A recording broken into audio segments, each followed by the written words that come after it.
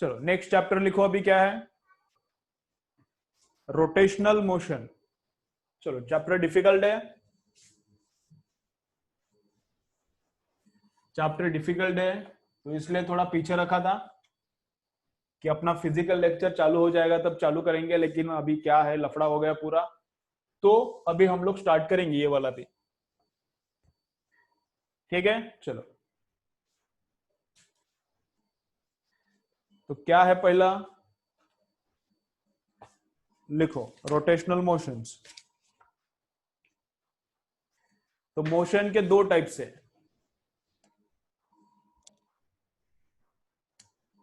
चलो चलो लिखो, मोशन के दो टाइप से, कौन सा दो टाइप से, translatory motion and rotatory motion. Rotational motion heading लिखो, नीचे लिखो,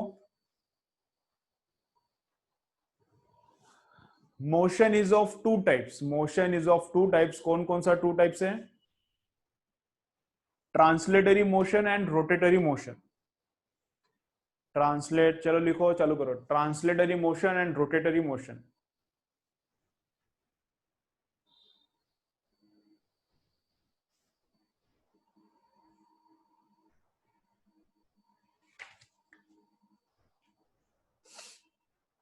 तो ट्रांसलेटरी मोशन मतलब क्या रहता है, लीनियर मोशन, एक लाइन में जो मोशन होता है ऐसा, that is translatory motion. Rotatory मतलब गोल गोल गोल गोल घूमता है, फैन का मोशन, वो रहता है रोटेटरी मोशन। ठीक है, चलो नेक्स्ट लिखो, रिजिड बॉडी। नेक्स्ट कंसेप्ट क्या है, रिजिड बॉडी। नेक्स्ट कंसेप्ट क्या है, रिजिड बॉडी। तो रिजिड बॉडी मतलब क्या रहता है, रिजिड बॉडी का मतलब क्या रहता है, अब ये रिजिड बॉडी नहीं है, ये वाला रिजिड बॉडी नहीं है, ये स्केल ऐसा बेंड हो सकता है, तो ये रिजिड बॉडी नहीं है। लेकिन ये पेन रिजिड बॉडी है, ये पेन रिजिड बॉडी है, ये स्ट्रेच भी नहीं होता, कॉम्प्रेस भी नहीं होता, बेंड भी नहीं होता, तो ये पेन क्या है, रिजिड बॉडी है, स्केल नहीं। तो रिजिड बॉडी का मतलब क्या रहता है, रिजिड बॉडी का मतलब क्या रहता है, पार्टिकल्स के बीच में अगर distance, distance between particles, distance between particles of object, if it remains same, distance between particles of object, if it remains same, then that body is called rigid body. Definition को जरूरत नहीं लिखने का, नहीं, बस याद रखो। तो अगर ये बॉडी है ऐसा, तो उसमें इधर एक पार्टिकल है, इधर एक पार्टिकल, इधर एक पार्टिकल, तो हर दो पार्टिकल के बीच में, हर दो पार्टिकल के बीच में जो डिस्टेंस है अगर उतना ही रहता है तो वो रिजिड बॉडी है, अगर चेंज होता है तो रिजिड बॉडी नहीं है। ओके, रिजिड बॉडी का क्या होता है, शेप चेंज नहीं होता, साइज चेंज नहीं होता। लिखो, ये लिखो, rigid body, it's shape does not change.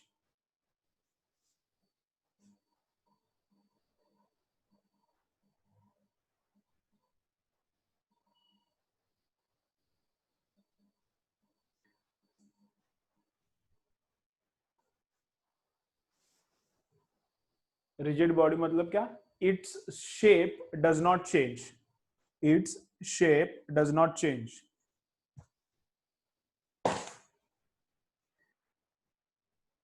Shubham, तेरे को जैसा सही लगता है वैसा करो, तुमको जो अच्छा लगता है वैसा करो, ठीक है।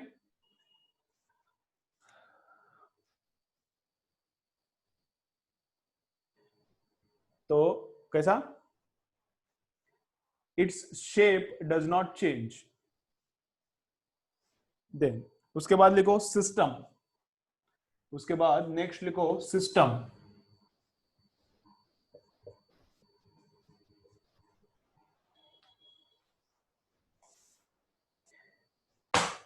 सिस्टम क्या रहता है, देखो सिस्टम क्या रहता है,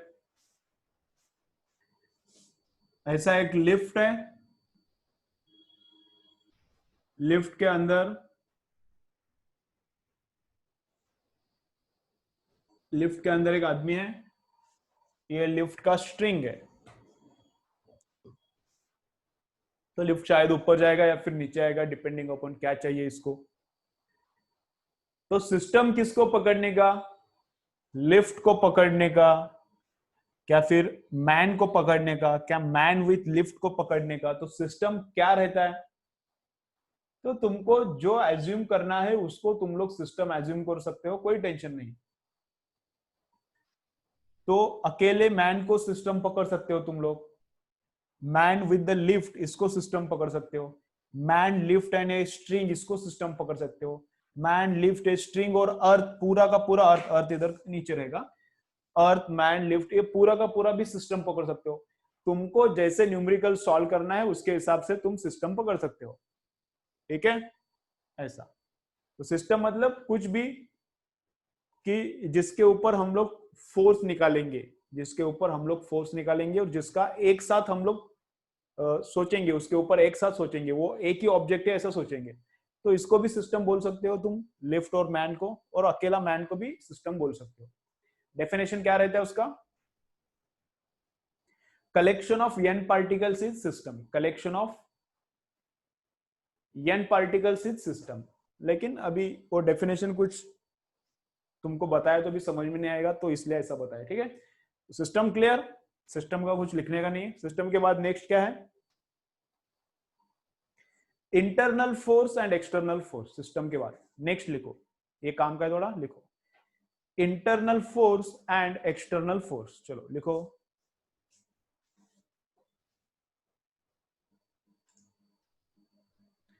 चलो सिस्टम के बाद नेक्स्ट लिखो, internal force and external force.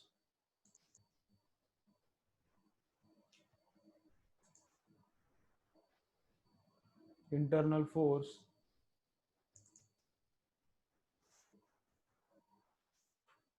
And external force. चलो यहाँ पे एक आदमी है ए, उसके साथ लिफ्ट में एक लड़की है, ऐसा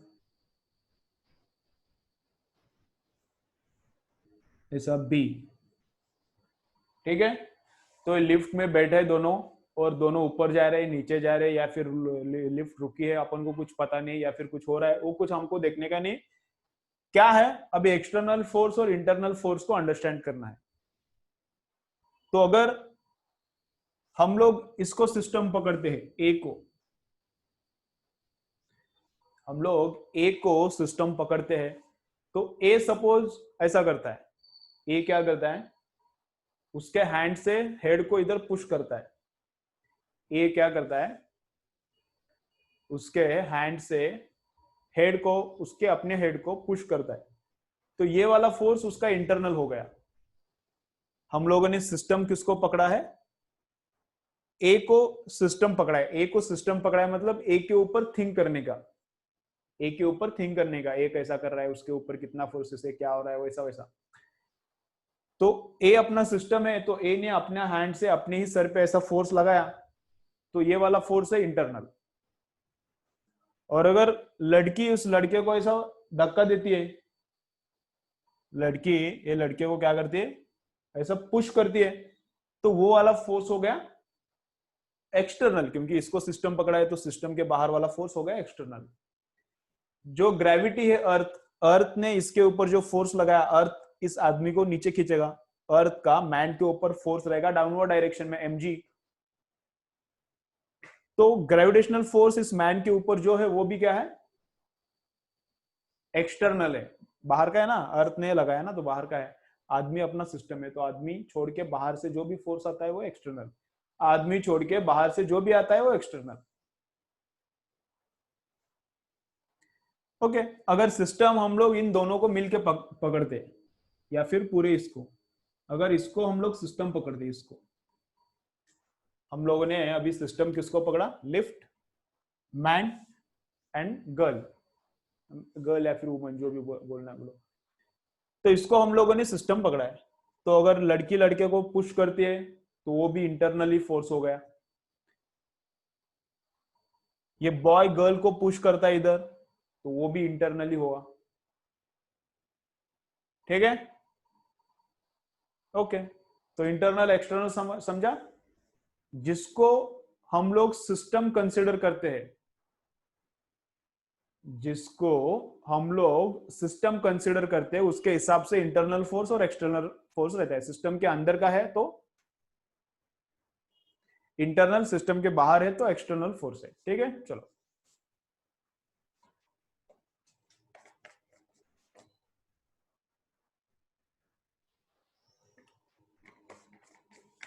उसका डेफिनेशन क्या सिंपल में, force which is inside system is internal, force which is inside system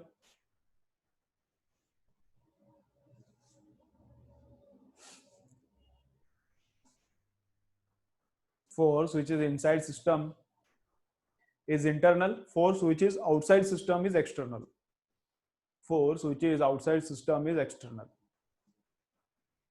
ठीक है, ओके।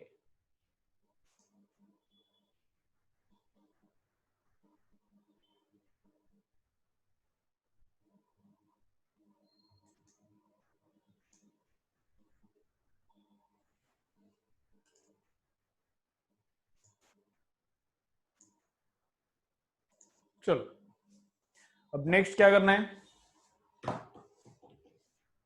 नेक्स्ट लिखो। नेक्स्ट कंसेप्ट अच्छा है, फर्स्ट कंसेप्ट स्टार्ट करते हैं अभी।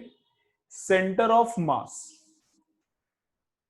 क्या करने का, सेंटर ऑफ मास। चलो लिखो।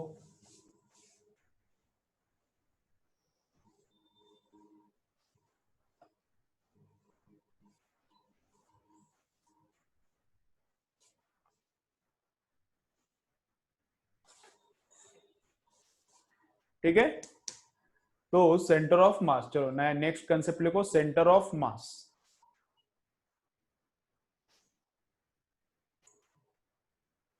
सेंटर ऑफ मास क्या रहता है, देखो ये स्केल है, स्केल है, स्केल को इधर मास है, इधर मास है, इधर मास है, हर जगह पे स्केल को कुछ ना कुछ मास है। लेकिन मैंने ऐसा रखा तो स्केल यहां पर स्टेबल रहता है, ऐसा रखा तो स्केल यहां पर एक फिंगर पे रहा है, ऐसा एक फिंगर पे रहता है। तो इसका मतलब क्या है, पूरे एंटायर स्केल का मास यहां पर कंसंट्रेटेड है, पूरे एंटायर स्केल का मास यहां पर कंसंट्रेटेड है, ऐसा एक्ट करता है। तो इधर स्केल का सेंटर ऑफ मास है, हम लोग बोल सकते हैं, इधर स्केल का सेंटर ऑफ मास है, हम लोग बोल सकते हैं। तो सेंटर ऑफ मास मतलब क्या, एंटायर मास जहां से काम करता है वो वाला पॉइंट, एंटायर मास जहां से काम करता है वो वाला पॉइंट। ठीक है, तो ग्रेविटेशनल फोर्स इस पे काम कर रहा है ना, ग्रेविटेशनल फोर्स इस पे काम कर रहा है, mg इसका मास जो भी रहेगा उस पे ग्रेविटी g लगाएगा और mg फोर्स डाउनवर्ड रहेगा। तो mg कहां से एक्ट होता है, तो वो होता है सेंटर ऑफ मास से, सेंटर ऑफ ग्रेविटी से होता है, लेकिन सेंटर ऑफ ग्रेविटी और सेंटर ऑफ मास दोनों सेम ही रहता है। तो वो होता है सेंटर ऑफ, सेम ही रहता है कब, अगर जी हर जगह पे कांस्टेंट है, तो वो बाद में बोलूंगा मैं तुमको, ये अभी दो तीन लाइनें फास्ट जो बोला समझा नहीं तो टेंशन मत लो। तो सेंटर ऑफ मास से, तो mg कहां से एक्ट होता है, सेंटर ऑफ मास से एक्ट होता है, और वहां पर ही मैंने फिंगर लगा दिया है, उसके बराबर नीचे फिंगर लगा दिया है। तो mg डाउनवर्ड है और उसके बराबर नीचे मेरा फिंगर है, तो फिंगर ने ऊपर फोर्स लगाया, उतना ही, दोनों कैंसिल हो गया, तो टोटल फोर्स 0, तो वहां पे वो स्टेशनरी है अभी। ठीक है, ओके।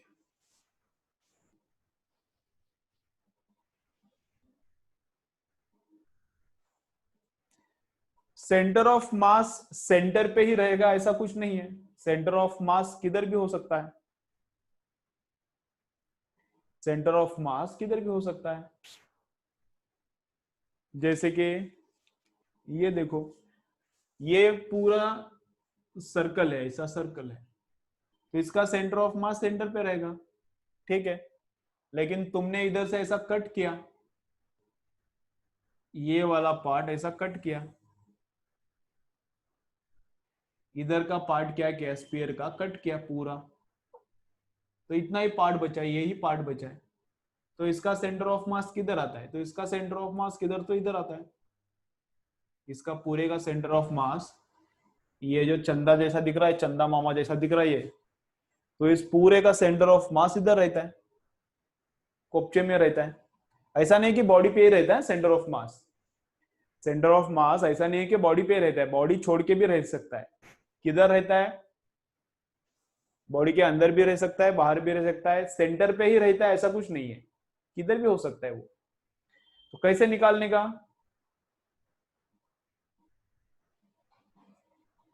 आउटसाइड कैसे, मतलब यहाँ सबका सेंटर ऑफ मास इधर ही आउटसाइड रहता है, ऐसा कुछ नहीं कि इनसाइड ही रहना चाहिए, आउटसाइड रह सकता है।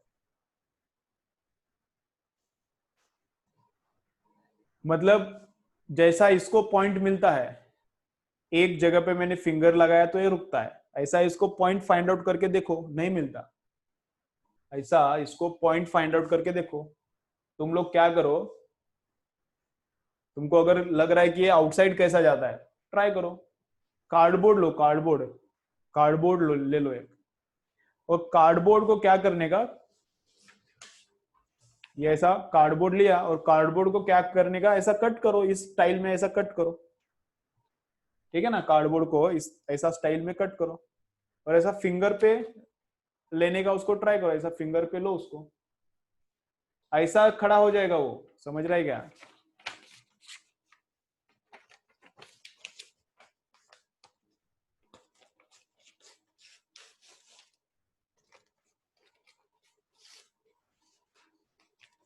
ये थोड़ा उल्टा ही हो गया, वो वाला है।